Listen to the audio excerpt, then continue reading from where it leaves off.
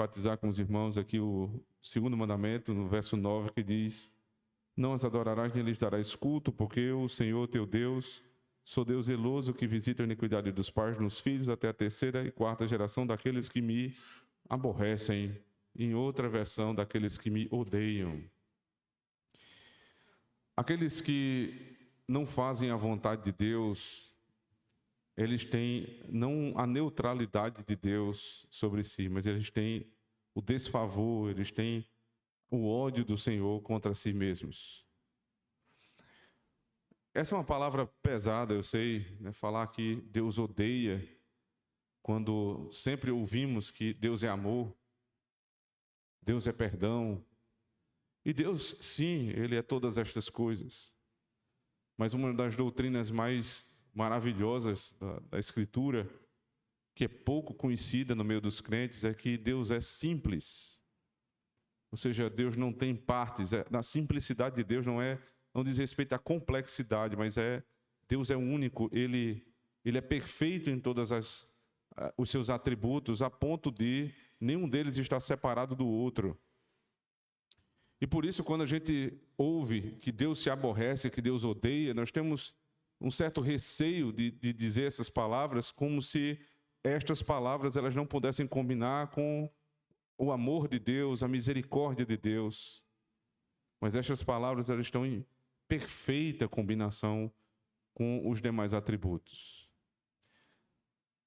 Quando alguém se aborrece com algo, não necessariamente essa pessoa está errada.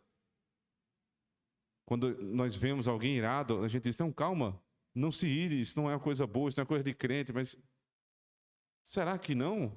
Será que às vezes não é necessário estar irado? A Bíblia diz que Deus é um Deus irado. Deus é um Deus irado com um propósito definido, com um motivo certo. Ele se ira contra o pecado. Ele se ira contra a rebeldia. Se nós nos irarmos, e nos irarmos com o motivo adequado, como o Senhor, nós não estaremos pecando necessariamente. O aborrecimento, o ódio, eles podem sim ser grandes problemas na nossa vida.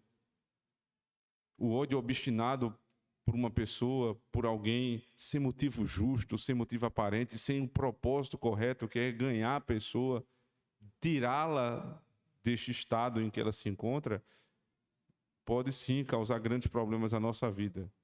Mas não necessariamente o aborrecimento, a ira, a raiva, o ódio são coisas ruins em si. Porque se o forem, nós estamos dizendo que Deus, no segundo mandamento, pecou. Porque Ele tem nestas pessoas que o aborrecem. Elas odeiam o Senhor e Deus as odeia. Pela obstinação do seu pecado. Pela maldade, a malignidade do seu pecado. Então, como nós devemos nos relacionar com essa ideia de que existem pessoas que odeiam e mesmo assim não pecam? Exatamente como diz o Senhor. O Senhor nos ensina: irai-vos e não pequeis, não se põe o sol sobre a vossa ira.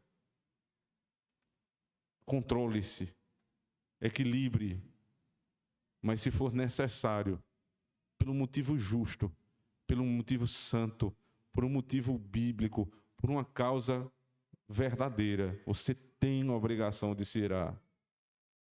A passividade, irmãos, é um grande problema desta geração de crentes, que olham para todas as coisas ao seu redor e não sentem indignação com o pecado, que não se indignam mais com a injustiça, que estão tão anestesiados pelo mal que já não conseguem mais percebê-lo. E nós vamos fazendo vista grossa para essas coisas e achando que está tudo bem. A igreja é chamada a se indignar por aquilo que é justo, a se aborrecer com aquilo que é contrário à santa lei de Deus. Não dá para olhar para a perseguição, as falsas acusações contra a igreja, contra os seus ministros e simplesmente achar que está tudo bem. Não está tudo bem, irmãos. Irai-vos e não pequeis. não se ponha o sol sobre a vossa ira. Irai-vos sim pelas coisas santas do Senhor que estão sendo atacadas, porque Deus é um Deus que odeia o pecado. Se Deus não odiasse o pecado, Ele não amaria o bem. Se Deus não odiasse a transgressão, Ele não amaria a obediência. Porque as duas coisas não podem ser verdadeiras ao mesmo tempo. Se nós não aprendermos com o Senhor, amarmos aquilo que Ele ama e respeitarmos aquilo que Ele respeita, odiando todas as coisas que Ele odeia, não somos amigos de Deus. Para todas as vezes que nós agimos assim com passividade, nós vamos curvar nossa cabeça e dentre muitos outros pecados, confessemos este também, irmãos.